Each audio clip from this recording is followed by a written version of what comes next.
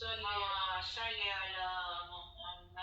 وآل محمد وعجل فرجہ۔ تمام حمد اس اللہ کے لیے کہ جس کی مداح تک بولنے والے کی رسائی نہیں، جس کی نعمتوں کو گننے والے گن نہیں سکتے، نہ کوشش کرنے والے اس کا حق ادا کر سکتے ہیں، نہ بلند پرواز ہمتیں اسے پا سکتی ہیں، نہ عقل و فہم کی گہرائیاں اس کی تہ تک پہنچ سکتی ہیں۔ اس کے کمال ذات کی کوئی حد معین نہیں، نہ اس کے لیے توصیفی الفاظ ہیں، نہ اس کی ابتدا کے لیے کوئی وقت ہے کہ جسے شمار میں لایا جا سکے، نہ اس کی کوئی مدت ہے کہ جو کہیں پہ ختم ہو جائے۔ صلوات بھیجئے محمد۔ اللہم صلی علی محمد وآل محمد وعجل فرجہ۔ آج دوسری تاریخ محرم کی اور ہمارا سلسلہ گفتگو بھی اپنے دوسرے مرحلے میں داخل ہو چکا۔ وہ سلسلہ گفتگو کہ جس کا عنوان ہم نے قرار دیا اس مرکز ہدایت کو کہ جو ہمارے وقت کا امام ہے، اور جس کے متعلق پروردگار عالم قرآن کریم میں ارشاد فرما رہا ہے کہ بقیت اللہ خیر لکم ان کنتم مومنین، کہ اللہ کے پاس جو باقی ہے وہ تمہارے لیے سراسر خیر ہے اگر تم مومنین میں سے ہو۔ تو ہمارے لیے یہ آیت ایک لاہ عمل کا درجہ رکھتی ہے، اس لیے کہ یہ آیت ہم مومنین کے لیے کہ جو اس دور میں سانس لے رہے ہیں، کہ جو اس 12ویں حجت کا دور ہے، ان کی غیبت میں سانس لے رہے ہیں، تو ہمیں متصل کیا جا رہا ہے کہ ہم اس بقیہ کی طرف، اس باقی کی طرف کہ جو اللہ کی حجت ہے، جو غیبت میں ہے، اس سے اپنا تعلق استوار رکھیں۔ اور اگر ہم اس سے اپنا تعلق استوار رکھتے ہیں تو یہ ایمان کی نشانی ہے۔ اگر اس خیر سے خود کو جوڑ لیتے ہیں، اس خیر سے خود کو متمسک کر لیتے ہیں، تو پھر ہم مومنین ہیں، اور جو مومنین ہیں ان کے لیے خیر ہی خیر ہے۔ تو یہ آیت مختلف پہلوؤں سے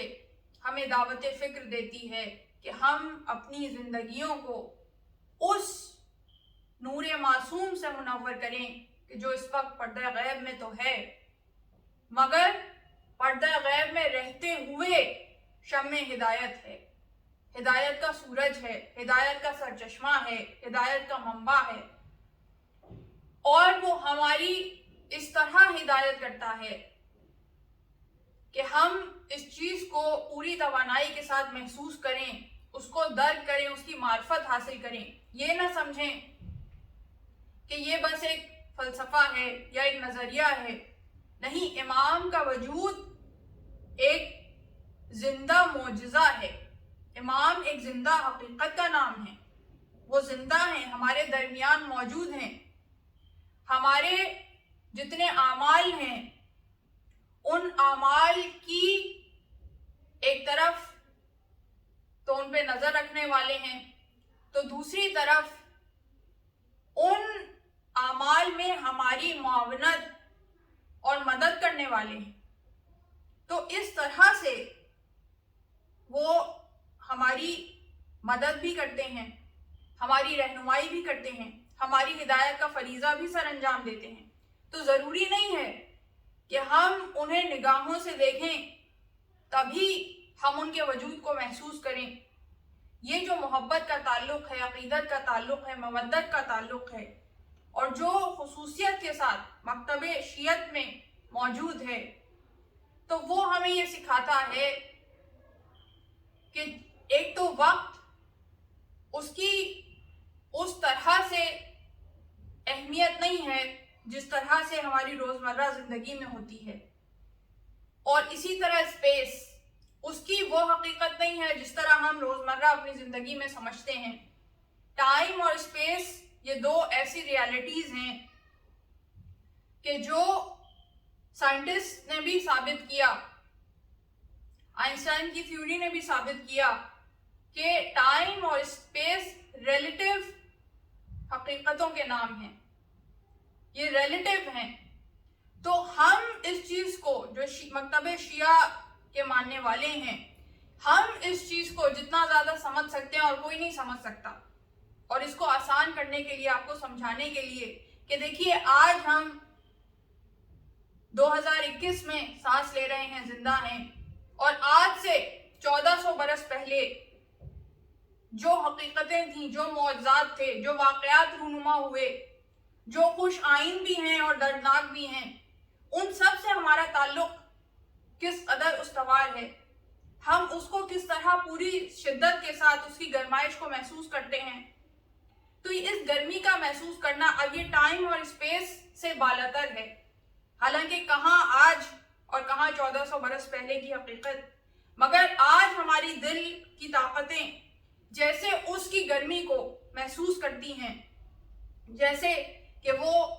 کل ہی رونما ہونے والا واقعہ ہو، جیسے ہماری نگاہوں کے سامنے رونما ہونے والا واقعہ ہو۔ تو یہاں پہ وقت اور اسپیس کی قید، ٹائم اور اسپیس کی قید، زمان و مکان کی قید اہمیت نہیں رکھتی۔ اور اسی طرح سے جو مومنین کے درمیان پروردگار عالم نے ایک رشتہ قائم کیا ہے، وہ مومنین کے درمیان رشتہ بھی اس ذکر کے صدقے میں اس طرح سے ہے، اتنی خوبصورتی کے ساتھ کہ جیسے تسبیح کے دانے ہوں جو ایک لڑی میں پروئے ہوئے ہوں۔ تو جو پہلا دانہ ہے یا جو آخری دانہ ہے، جو درمیان کے دانے ہیں، وہ سب ایک دوسرے سے مربوط ہیں، اور ہم اس ولایت علی میں، اس مودت علی میں، عشق علی میں جو ایک دوسرے کے ساتھ مربوط ہیں، اس کی کتنی خوبصورت تعلق ہے، کتنی خوبصورت گرمی ہے۔ یعنی ہم آج یہاں پہ ہیں اور ہم یاد کرتے ہیں علی کے ان چاہنے والوں کو جو اس زمانے میں تھے، ہم کمیل کا بھی تذکرہ کرتے ہیں، ہم سلمان کا بھی تذکرہ کرتے ہیں، ہم عمار یاسر کا بھی تذکرہ کرتے ہیں، اور وہی محبت اور مودت اپنے دل میں ان کے لیے محسوس کرتے ہیں جو اس زمانے میں رہنے والے شیعہ محسوس کرتے ہوں گے، یا جو درمیان میں آنے والے شیعہ محسوس کرتے ہوں گے۔ تو یہ جو مودت کی حدت ہے، جو یہ عشق کی گرمائش ہے، یہ اپنے آپ میں ایک معجزہ ہے۔ اس چیز پہ انسان اگر غور و فکر کرے تو کتنی حقیقتیں اس پہ عیاں ہو جاتی ہیں۔ کس قدر حیران کن بات ہے کہ ایک شخص جسے ہم نے دیکھا ہی نہیں، ایک شخص کہ جو ہماری آنکھوں کے سامنے سے کبھی گزرا ہی نہیں، جس کی باتیں ہم نے کتابوں سے پڑھی اور حقیقتیں ہم نے لوگوں کے ذریعے سینہ بہ سینہ ہم تک پہنچی، وہ ایک سلسلے کے ذریعے ہم تک پہنچی، مگر ہم نے آنکھوں سے نہیں دیکھا، مگر ہم ان حقیقتوں کو محسوس کرتے ہیں۔ تو جب یہ چیزیں ہماری نگاہوں کے سامنے سے گزرتی ہیں، ہم ان پہ غور و فکر کریں، تو پھر ہم اپنے 12ویں امام کی غیبت کو بھی سمجھ سکتے ہیں کہ ضروری نہیں ہے کہ محبت کے لیے، احساس کے لیے، حقیقت کو پہچاننے کے لیے نگاہوں سے دیکھنا ضروری ہو۔ یہ نگاہیں تو محدود ہیں، صرف سامنے کی چیز کو دیکھ سکتی ہیں۔ اب میں اپنے پیچھے کی چیز کو نہیں دیکھ سکتی، جو اس کمرے سے باہر چیزیں ہو رہی ہیں انہیں نہیں دیکھ سکتی، اس لیے کہ یہ محدود ہیں۔ مگر یہ جو عشق کی حقیقت ہے کہ جس سے ہمارا قلب جڑا ہوا ہے اور منور ہے، یہ وہ حقیقت ہے کہ جس میں اتنی طاقت ہے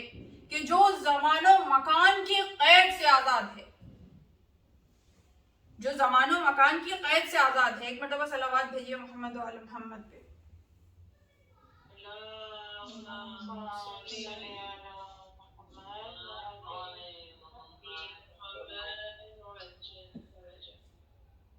اب میری آپ سے بالمشافہ کبھی ملاقات نہیں ہوئی، آپ ہزاروں میل دور ہیں، میں یہاں موجود ہوں، کتنا فاصلہ ہے، مگر اس کے باوجود وہ جو تعلق ہے وہی تعلق جس کے متعلق میں بات کر رہی ہوں، مودت اہل بیت، محبت محمد و آل محمد، اس کے ذریعے سے ہم ایک دوسرے سے جڑے ہوئے ہیں، اس کی وجہ سے ایک دوسرے کے لیے دل میں محبت ہے۔ اب یہ دیکھیے کہ اس میں ہماری کوئی خوبی نہیں ہے، ہم فضائل حسین بیان کرتے ہیں، ہم مصائب حسین بیان کرتے ہیں، فضائل محمد و آل محمد بیان کرتے ہیں، مصائب محمد و آل محمد بیان کرتے ہیں، تو ان کی فضیلتیں تو ان کی ہیں، ہم تو حقیر ذلیل مسکین بندے، ہم تو بس وہ زبان پہ جاری کرتے ہیں، اور اس کے صدقے میں پروردگار عالم ہمیں کتنی عزتوں سے نوازتا ہے، کتنی رفتوں سے نوازتا ہے، کتنی برکتوں سے نوازتا ہے۔ یہ سب اپنے آپ میں ایک معجزہ ہیں۔ اگر انسان فکر رکھنے والا ہو، اگر انسان تدبر کرنے والا ہو، تفکر کرنے والا ہو، تو پھر وہ تشکر کی منزل تک پہنچتا ہے، شکر پروردگار بجا لاتا ہے ان احسانات پہ کہ انسان کے اندر تو یہ صلاحیت نہیں ہے، مگر ان کا ذکر کر کے کہ جو صلاحیتوں کو پیدا کرنے کا منبع ہیں، جو وہ ہیں کہ جو سورس آف انسپریشن ہیں، ان سے جب ہم اپنا تعلق استوار کر لیتے ہیں تو اس محبت کے صدقے میں پروردگار ہمیں بھی عزتوں سے نواز دیتا ہے۔ تو یہ جو خوبصورت تعلق ہے، اس کی طرف اگر ہم توجہ دیں اور اس حدت کو محسوس کریں تو ہم پھر محسوس کر سکتے ہیں کہ جو ہمارا وقت کا امام ہے اس سے بھی ہمارا اسی طرح تعلق ہے، وہ بھی ایک زندہ جیتا جاگتا امام ہے کہ جو آسمانوں میں نہیں ہے، جو آسمانوں میں نہیں ہے۔ عیسیٰ کو آسمانوں میں اٹھایا گیا، وہ آسمانوں میں ہے، مگر ہمارے جو 12ویں امام ہیں وہ اس دنیا میں موجود ہیں۔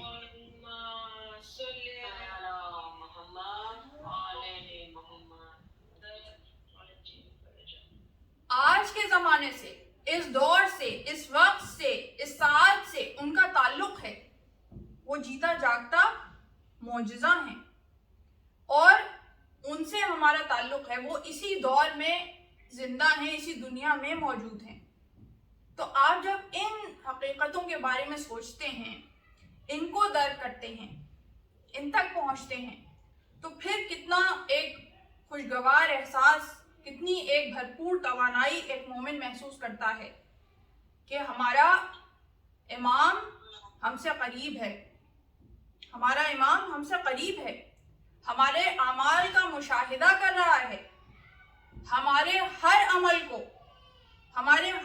کو اس کے سامنے پیش کیا جاتا ہے، اور اسی طرح جو سوچ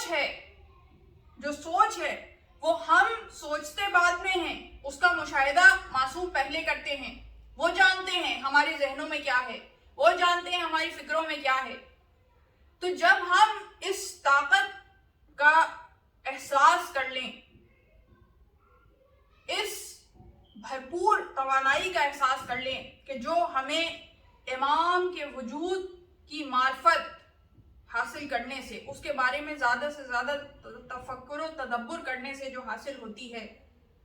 تو پھر اس کے نتیجے میں ہم کتنے زیادہ سیلف کانشیس ہو جائیں گے اپنے اعمال کے بارے میں، کتنا زیادہ فکر کرنے لگیں گے تزکیہ نفس کے متعلق۔ جب ایک انسان جسے کوئی نہ دیکھ رہا ہو، ایک اکیلے کمرے میں ہو،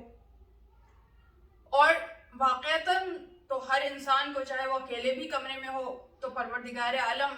ہر لمحے دیکھ رہا ہے، مگر پھر بھی وہ دنیا کی نگاہوں سے پوشیدہ ہے، کمرے کے اندر ہے، تو اس وقت اس کا طرز عمل کچھ اور ہوتا ہے۔ لیکن اگر اسے یہ احساس ہو جائے کہ ایک کیمرہ اسے مستقل دیکھ رہا ہے، تو پھر اس کا طرز عمل مختلف ہو جاتا ہے، وہ کانشیس ہو جاتا ہے۔ تو یہ چیز اپنے ذہن میں رکھنا اور اپنے بچوں کو بھی اس کا احساس دلانا، یہ احساس ان کے اندر پیدا کرنا کہ ضروری نہیں ہے کہ آپ کو فزیکل کیمرے کی ضرورت پڑے کانشیس ہونے کے لیے۔ یہ سیلف کانشیسنس جو ہے، सेल्फ कॉन्शियसनेस, खुद से कॉन्शियसनेस, और फिर वो सेल्फ कॉन्शियसनेस आपको पहुंचाए कि आप गॉड कॉन्शियस बने। ये गॉड कॉन्शियस होना क्या है? दरअसल ये तकवा है, ये मुत्तकी होने की निशानी है कि आप हर आन हर लहजा इस बात की तरफ मुतवज्जे है कि कोई हो या ना हो, हमारे अमाल देखे जा रहे हैं, हमारे हर अमल पे निगाह है, और सिर्फ ज़ाहिरी अमाल नहीं देखे जा रहे। ज़ाहिरी अमाल तो हो सकता है कि हम किसी तरह खुशनुमा बना के पेश कर दें, लेकिन जो दिलों में छुपी हुई हकीकतें हैं, जो नियतों में छुपा हुआ इखलास है, किस नियत से कौन सा अमल अंजाम दिया जा रहा है, इनकी तरफ भी उन हस्तियों की निगाह है। तो जब इस तरफ हम मुतवज्जे हो जाएं, तो फिर हमारे अंदर तक़वे की वो फजीलत पैदा होगी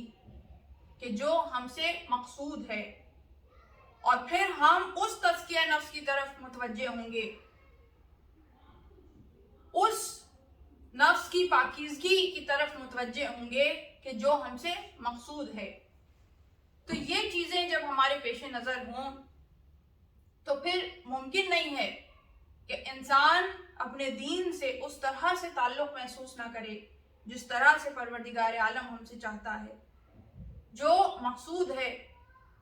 और जिसमें इखलास मौजूद है, जिसमें रिया का कोई शायबा ना हो, जिसमें रियाकारी ना हो, दुनिया का दिखावा ना हो, लोगों को दिखाने के लिए ना हो, बल्कि इखलास के साथ हो। और देखिए, वैसे तो एक तरह से ये जो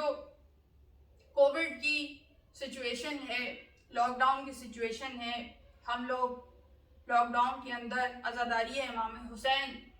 मुनक़िद कर रहे हैं, और ये भी अगर इंसान समझे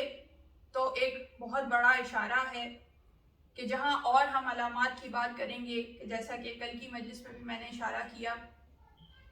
कि जो इस दौर में तेज़ी के साथ पूरी होती चली जा रही हैं, तो वहाँ इस बात को भी अगर हम समझने की कोशिश करें, ये भी अपने आप में एक मौज़ा है कि ज़िक्र हुसैन एक ऐसे धारे का नाम है कि कोई भी दुनिया की ताकतें सामने आ जाएं, वो उससे रुकने वाला नहीं है। और दुनिया की ताकतें क्या, हालात और वाक़यात कैसी ही करवट क्यों ना लें। अब आप देखिए, इस तरह से कभी किसने सोचा था कि इंसान से इस तरह से दूर भागेगा, इस तरह से मफकूद, इस तरह से कैद कर दिया जाएगा, इस तरह से लॉक कर दिया जाएगा कमरों के अंदर, घरों के अंदर, मगर उसके बावजूद जिक्र हुसैन जारी व सारी है, हर सांस के साथ है, और ज्यादा है, कसीर है। तो ये कसरत अपने आप में एक मौजज़ा है कि हर चीज इस वक्त कलील है, कम होती जा रही है, मगर जिक्र हुसैन बढ़ता जा रहा है। और ये जो लॉकडाउन की सिचुएशन है, जहां हमें इसमें फ्रस्ट्रेशन होती है कि हम इमाम बारगाह नहीं जा सकते, हम उस अंदाज में अज़ादारी नहीं कर सकते जिस अंदाज में हमें अज़ादारी करने की आदत है, मगर अगर हम इस बात को महसूस करें कि ये भी अपने आप में इस तरह से नेमत है कि देखिए, जब आप बाहर लोगों के दरमियान जाके एक अमल अंजाम देते हैं, तो फिर भी कुछ ना कुछ आप लोगों की तरफ मुतवज्जे होते हैं, आपकी तवज्जो बढ़ जाती है मुख्तलिफ चीज़ों की वजह से, उनकी बातों की वजह से, उनसे मिलने की वजह से, उनके दरमियान होने की वजह से। उसके अपने फ़वाइद हैं, इज्तिमाई इबादत के, गैदरिंग्स के अपने फ़वाइद हैं, लेकिन इस वक्त किसी वजह से आप वो इज्तिमाई इबादत नहीं कर पा रहे, अब आप इनफरादी इबादत कर रहे हैं, तो आप उसके फ़वाइद से मुस्तफ़ीद हो सकते हैं। इसके फ़वाइद क्या हैं? इसके फ़वाइद ये हैं कि अब आप जो भी अमल करेंगे वो इखलास के साथ होगा। अब आप एक कमरे में बैठकर किसी के बयान किए हुए मसाइब पे, किसी के बयान किए हुए फजाइल पे, किसी जिक्र पे जब सही मानों में आपका दिल एक तरफ तो फजाइल पे झूम उठेगा और दूसरी तरफ जब मसाइल पे गिरिया कुना होगा, तो वो इखलास के साथ होगा, उस इखलास के साथ कि जो इतना खालिस तरीन इखलास है कि जो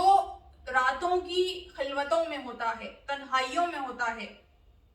وہ اتنا قیمتی اخلاص ہے کہ اس کے ساتھ آپ عزاداری امام حسین کرنے کا شرف حاصل کریں گے، تو یہ بھی اپنے آپ میں ایک عنایت ہے۔ تو یہ ان ہستیوں کا ایک اور معجزہ ہے کہ کس طرح کی بھی سچویشن آ جائے، کس طرح کی بھی حالات و واقعات ہوں، کسی طرح کے بھی حالات و واقعات ہوں، اس میں ان کی معجز نمائی اس طرح سے ہوتی ہے کہ جیسے ایک پرزم ہوتا ہے، اس پرزم پہ جب سورج کی روشنی پڑتی ہے تو وہ مختلف ڈائریکشنز میں منعکس ہوتا ہے، ریفریکٹ ہو کے مختلف ڈائریکشنز میں جاتا ہے، ریفلیکٹ نہیں ہوتا، ریفریکٹ ہوتا ہے، اندر ایبزارب ہوتا ہے اور پھر ڈفرینٹ ڈائریکشنز میں منعکس ہوتا ہے، اور جس طرف بھی جاتا ہے تو اس طرح کی قوس و قزح پھیل جاتی ہے۔ وہ قوس و قزح ہر اینگل سے، ہر ڈائریکشن سے، ہر رخ سے منفرد اور خوبصورت ہوتی ہے۔ ایسی ہی خوبصورتی معصومین علیہ السلام کی کے فضائل میں موجود ہے، ان کے معجزات میں موجود ہے، ان کی شخصیتوں میں موجود ہے کہ ایسی معجز نما شخصیات ہیں کہ ان کی بلندی کسی طرح سے بھی کوئی کتنی بھی کوشش کرے تو ان کی بلندی کو زوال نہیں ہے۔ جیسے کہ کربلا کے واقعے کے بعد کتنی کوششیں کی گئیں یزید اور فوج یزید کی طرف سے کہ ان کی فضیلتوں کو کم کیا جائے۔ کوشش کیا تھی کہ ان کو نعوذ باللہ ذلیل و خوار کیا جائے، ذلیل و رسوا کیا جائے۔ اور جس وقت حضرت زینب سلام اللہ علیہا دربار یزید میں گئی ہیں تو اس وقت یزید نے جس قرآن کی آیت کی تلاوت کی کہ وہ تو عز و من تشاء و تو ذل و من تشاء، کہ اللہ ہی ہے کہ جو عزت دینے والا ہے اور اللہ ہی ہے جو ذلت دینے والا ہے، تو یعنی کہ اللہ نے تمہیں رسوا کر دیا، تمہیں ذلیل کر دیا نعوذ باللہ، تو وہ اپنی طرف سے قتل کرنے کے بعد، بازاروں میں پھرانے کے بعد، درباروں میں رسوا کرنے کے بعد، ہر طرح کے مشکلات و مصائب توڑنے کے بعد اس کا مقصد یہ ہے کہ ان کو ذلیل کر دے، ان کو رسوا کر دے۔ مگر یہ خانوادہ ایسا ہے کہ جہاں کوئی یہ سوچ نہیں سکتا کہ یہاں کہاں سے رفعت و بلندی آئے گی، تو وہاں مسائل کی شدت میں اس طرح کی سرفرازی عطا کی کہ جو رہتی دنیا تک قائم رہنے والی ہے، جو رہتی دنیا تک قائم رہنے والی ہے۔ اور اس کا جواب بی بی نے کس طرح دیا کہ ما رأیت الا جمیلا، کہ میں نے تو جمال کے سوا، خوبصورتی کے سوا، کمال کے سوا کچھ دیکھا ہی نہیں۔ تو یہ نگاہ کا فرق ہے کہ وہ وہاں سے یہ دیکھ رہا ہے کہ ہم تو انہیں زمین سے لگا کر، ان پہ مصائب توڑ کر، انہیں پسپا کر کے ذلیل کر دیں گے، مگر بی بی یہ دیکھ رہی ہیں کہ کتنی رفتیں، کتنی بلندیاں، کتنے کمال، کیسے اوج ہمیں عطا ہو جائیں گے۔ اور پھر وقت نے یہ دیکھا کہ بی بی نے جو پیشن گوئیاں کی تھیں کہ تیری حکومت کچھ دنوں کی ہے اور ختم ہونے والی ہے، اور ہمیں وہ دوام حاصل ہوگا، ہمیں وہ عزت حاصل ہوگی کہ ہمارا نام رہتی دنیا تک رہے گا۔ اور ہاں، آج ہم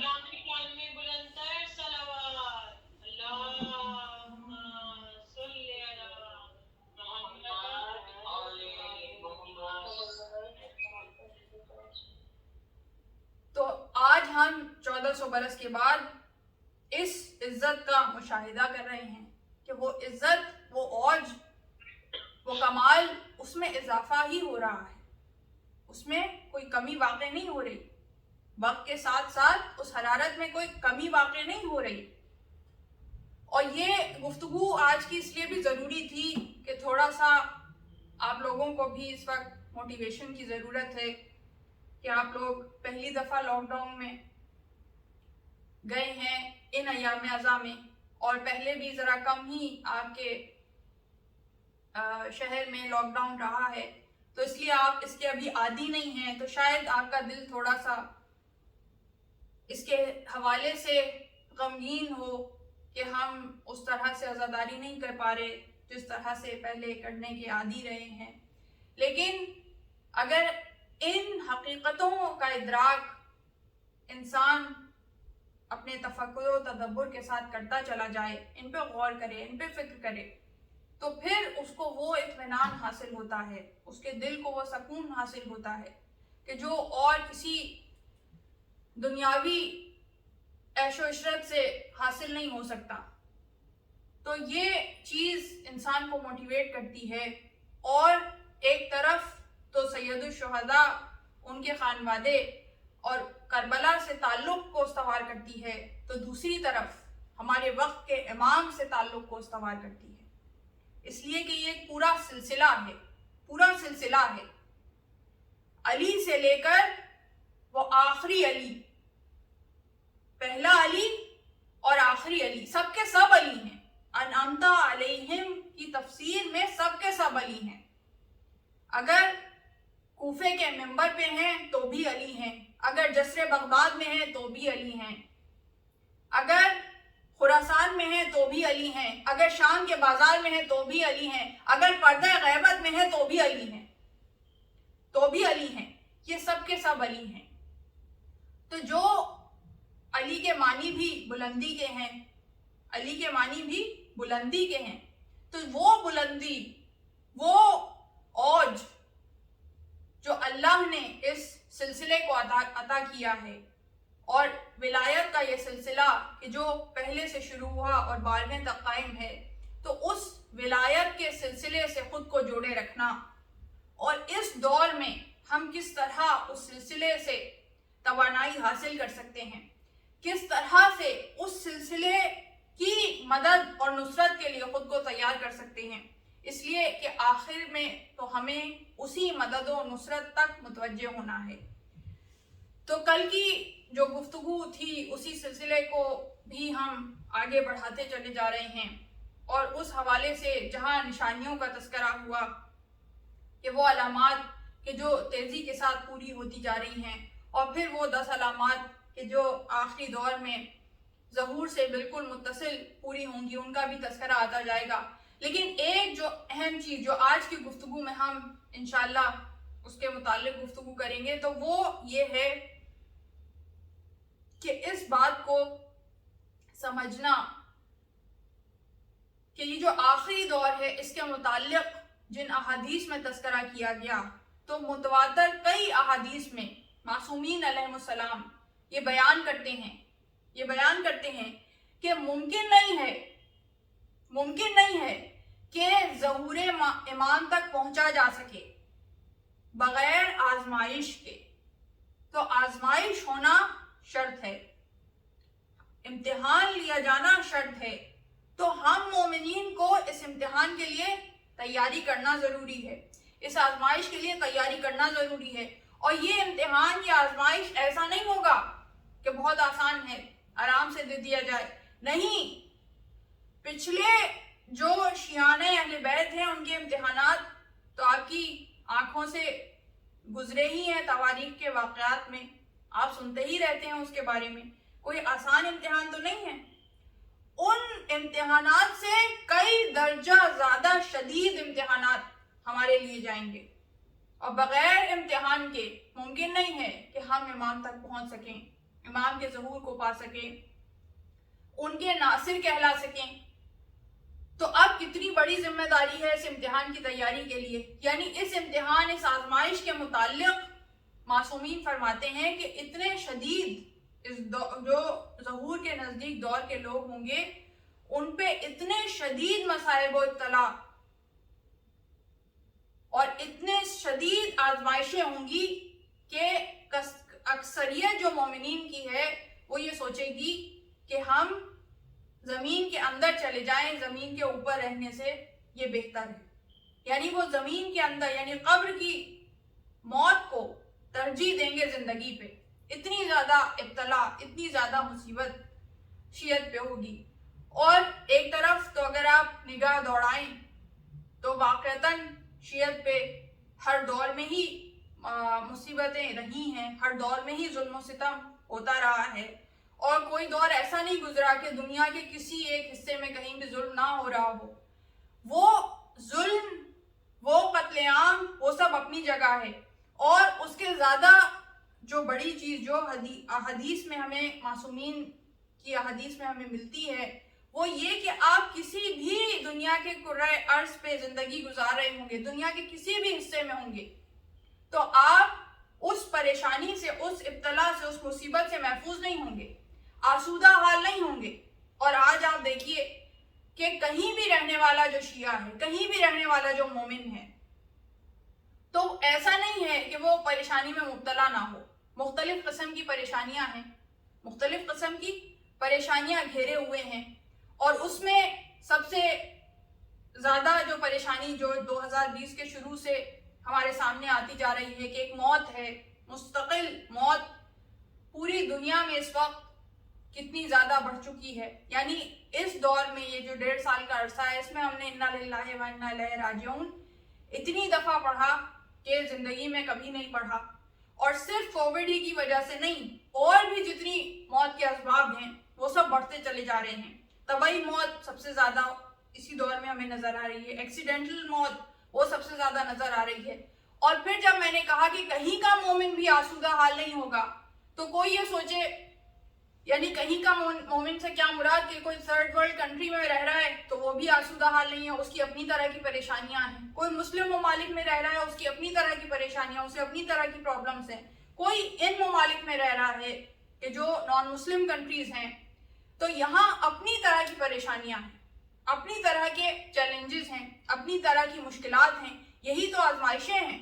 کوئی بھی آسودہ حال نہیں ہے، کوئی بھی مکمل طور پہ ذہنی طور پہ آسودہ حال نہیں ہے، مختلف طرح کی فکریں ہیں۔ اب یہاں پہ رہنے والا جو ہے کوئی یہ سوچے کہ بھئی یہاں تو بہت آرام ہے، ہمیں کسی قسم کا کوئی مسئلہ نہیں ہے، ہمیں کسی قسم کی کوئی مشکل نہیں ہے، ہر طرح کا عیش و آرام ہمیں میسر ہے۔ لیکن دنیاوی عیش و آرام یا جسمانی عیش و آرام اس کی بات میں نہیں کر رہی۔ ذہنی سکون کا تعلق جسم سے بھی ہوتا ہے، روح سے بھی ہوتا ہے۔ کسی کو قتل کیا جائے تو وہ بھی ایک مصیبت ہے، لیکن اس کے علاوہ یہاں رہنے والے جو مسلمان ہیں ان کے لیے جو مشکل ہے وہ یہ ہے کہ اپنے ایمان کی حفاظت کرنا اور اس ایمان کو اپنی نسلوں میں منتقل کرنا کتنی بڑی ذمہ داری ہے۔ آسان ہے؟ تو یہاں اپنے ایمان کو بچانا مشکل ہے۔ کچھ ممالک ہیں جہاں اپنے جان کو بچانا مشکل ہے۔ تو جہاں بھی کوئی مومن ہے وہ آسودہ حال نہیں ہے۔ تو یہ ابتلا، یہ مشکلات، اب ان مشکلات سے کیسے نمٹا جا سکتا ہے، ان آزمائشوں سے کیسے گزرا جا سکتا ہے، اور پھر اس میں جو ہم سے کامیابی کے لیے ہم سے مقصود ہے، جو ہم سے چاہتے ہیں معصومین کہ جس کی بنا پہ ہمیں کامیابی حاصل ہوگی، وہ بھی تو ہمیں کرنا ہے۔ صرف وقت کو گزار کے سے گزرنا نہیں ہے، کامیابی سے اس امتحان سے گزرنا ہے، کامیابی سے اس آزمائش سے گزرنا ہے۔ تو یہ چیزیں اگر ہمارے پیش نظر ہوں تو اب کس طرح سے ہم کامیابی سے گزر سکتے ہیں اور مقصود کیا ہے ہم سے، تو اگر ہم ان واقعات پہ نگاہ ڈالیں کہ جو تاریخ میں گزر چکے، کہ جس میں اطاعت معصوم کی بات ہوئی ہو، تو کیسی اطاعت ہے کہ جو ہم سے مقصود ہے، کیسی اطاعت ہے، تو اس پہ اگر ہم دیکھیں تو ہمارے سامنے ہارون مکی کا واقعہ موجود ہے۔ حضرت امام جعفر صادق علیہ السلام، صلوات بھیجیے محمد و علی محمد پہ۔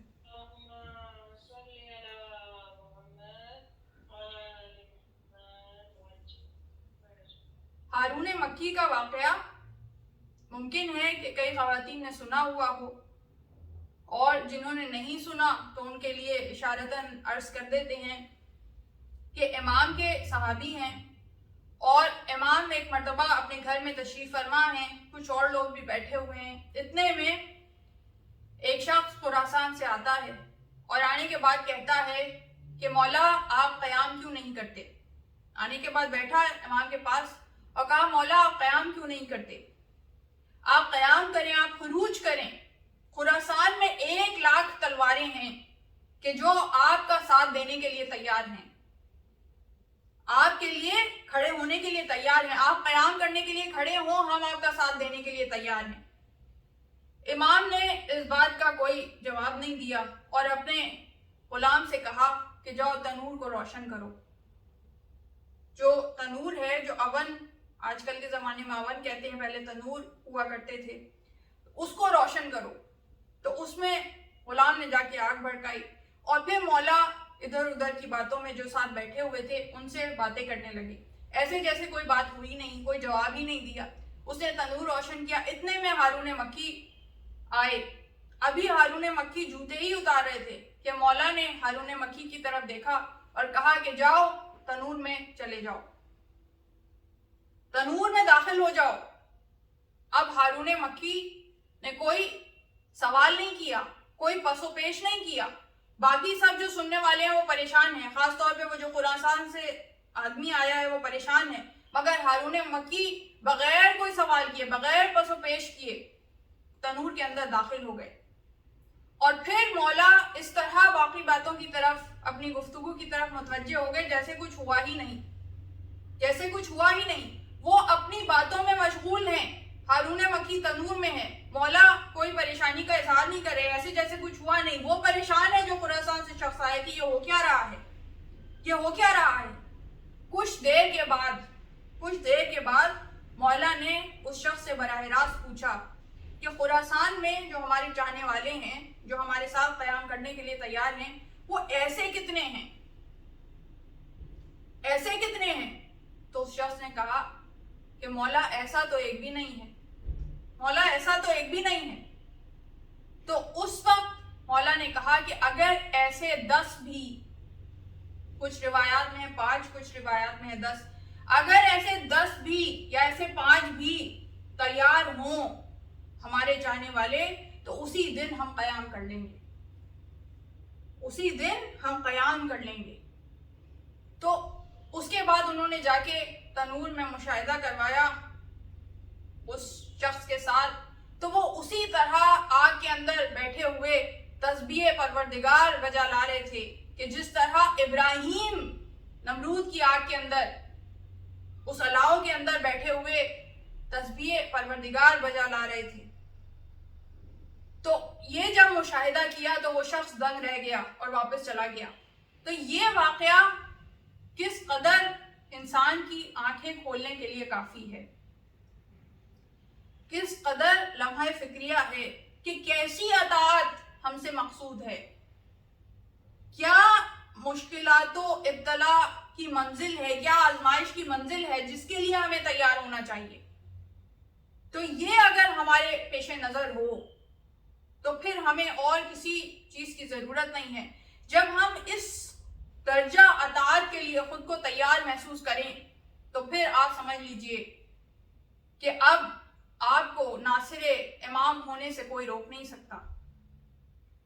تو یہ پیغام آج کی مجلس سے لے کر اٹھیے کہ اگر ناصر امام بننا ہے، اگر ناصرائے امام بننا ہے، تو یہ ہیں وہ پری ریکوزٹ،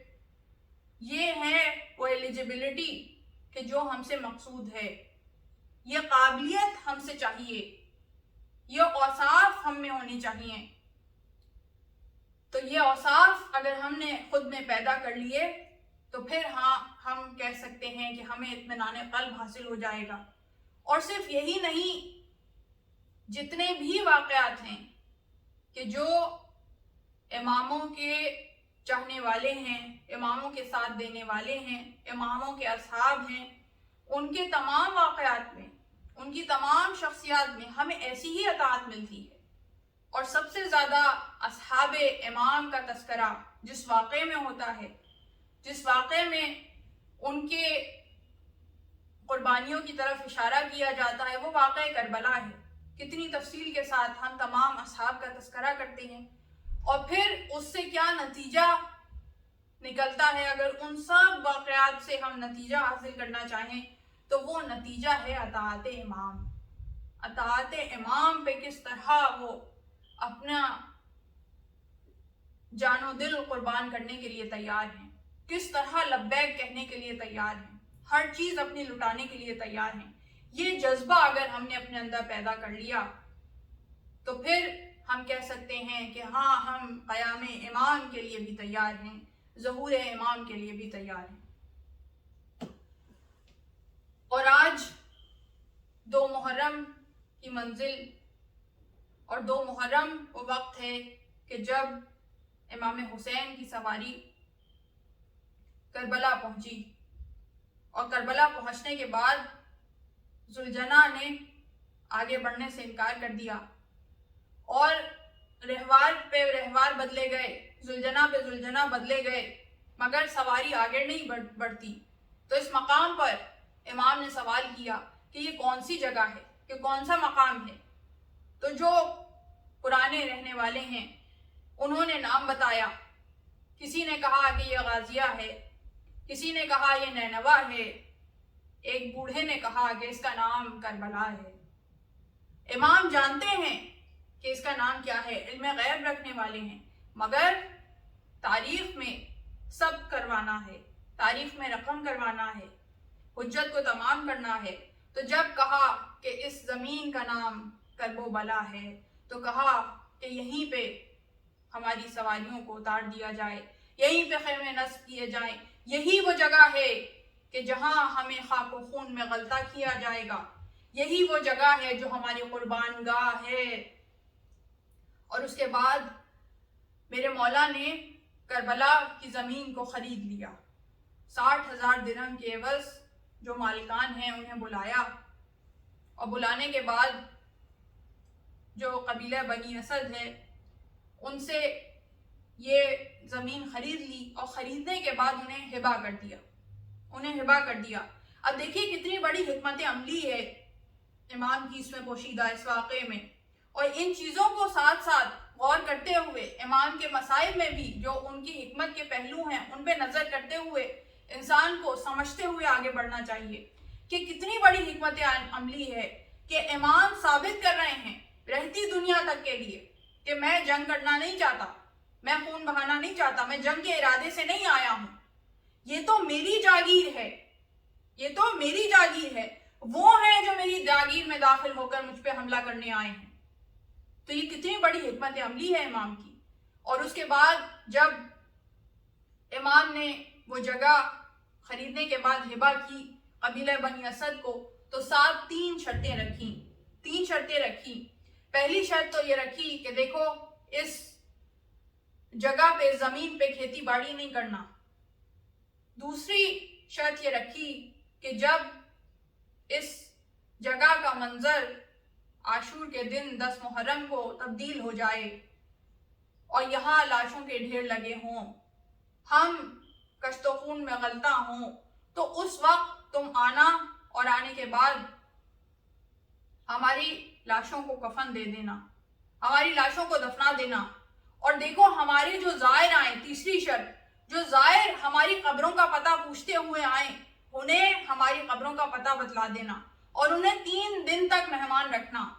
تو یہ جو عراق میں اب بھی مہمان نوازی کی، زائرین کی مہمان نوازی کی جو روایت چلی آ رہی ہے، تو وہ اس دن سے چلی آ رہی ہے۔ کتنا چاہتے ہیں مولا اپنے زائرین کو، کتنا چاہتے ہیں، کتنی محبت کرتے ہیں اپنے چاہنے والوں سے، اور پہلے اپنی محبت کا حق ادا کیا ہے، اس کے بعد ہم سے چاہا ہے کہ ہم ان سے مودت کریں، ہم ان سے محبت کریں، ہماری جانیں قربان ہو جائیں اپنے مولا پر۔ اور اس کے بعد جب مردوں کو وصیت کر دی کہ ہمیں دفنا دینا، تو اس کے بعد جاتے ہوئے مردوں سے کہا کہ اپنی عورتوں کو بھیج دو۔ جب عورتیں آئیں تو عورتوں کو وصیت کی، کہا کہ اگر تمہارے مرد اپنی جانوں کے خوف سے ہمیں نہ دفنائیں تو تم آنا اور آنے کے بعد ہمارے اوپر مٹھیاں بھر بھر کے خاک ڈال دینا۔ اور اس کے بعد جب عورتیں جانے لگیں تو ان عورتوں کو کہا کہ اپنے بچوں کو بھیج دو۔ جب بچوں کو بھیجا گیا تو بچوں سے کہا کہ دیکھو اگر تمہارے ماں باپ ہمیں دفنائے نہیں تو پھر تم کھیلتے ہوئے یہاں آ جانا اور اپنی ننھی مٹھیوں سے خاک بھر کے ہماری لاشوں پہ ڈال دینا۔ گویا امام کہنا چاہتے ہیں کہ تمہارا کھیل ہو جائے گا اور ہماری لاشیں خاک کے نیچے دفن ہو جائیں گے۔ اور اس کے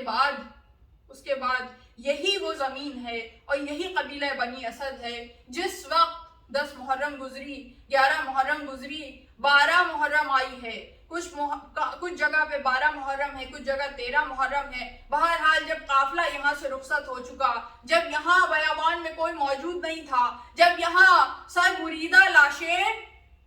کربلا کے میدان میں بکھرے ہوئے تھے اور کوئی ان کو کفن دینے والا نہیں تھا، کوئی انہیں دفن کرنے والا نہیں تھا، تو اس موقع پر اپنے گھر میں ڈر کے بیٹھے ہوئے تھے قبیلہ بنی اسد کے لوگ.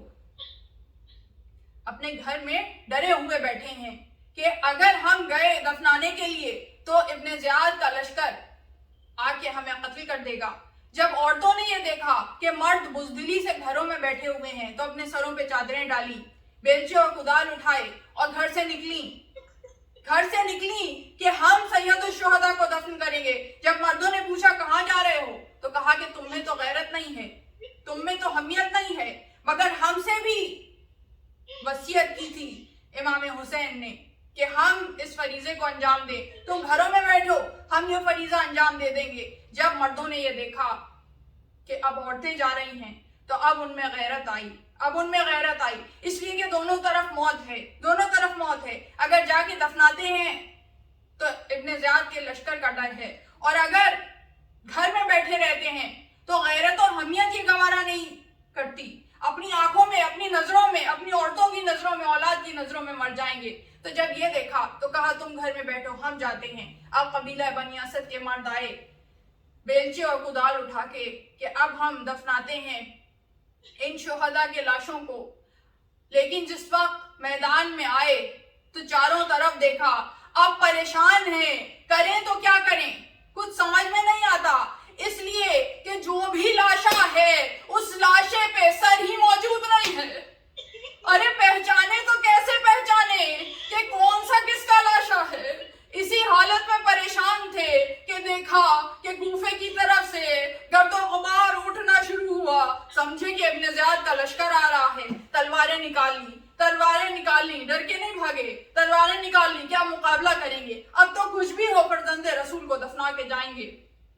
ایک مرتبہ جب گرد و غبار چھٹنا شروع ہوا تو انہیں دکھائی دیا کہ یہ کوئی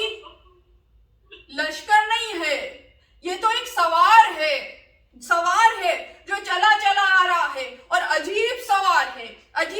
ہے. گلے میں توق ہے، ہاتھوں میں ہتھکڑیاں ہیں، پیروں میں بیڑیاں ہیں، عجیب سوار ہے. اب جب وہ سوار قریب آیا، اعجاز امامت سے گلے کا توق، ہاتھوں کی ہتھکڑیاں، پیروں کی بیڑیاں علیحدہ ہوئی، مگر سید سجاد کے چہرے کے دیکھ کے کوئی پہچانتا نہیں ہے کہ یہ ہے کون. ارے پہچانے کیسے؟ سب نے جب روز عاشور سے پہلے دیکھا تھا تو سید سجاد ایک جوان تھا، چہرے پہ جوانی کی بشاشت تھی، بال سیاہ تھے، ریشیں مبارک سیاہ تھی، چہرے پہ مسرت و توانائی تھی، شادمانی تھی. ارے اب تو یہ حال ہے کہ ایک لاغر بیمار ہے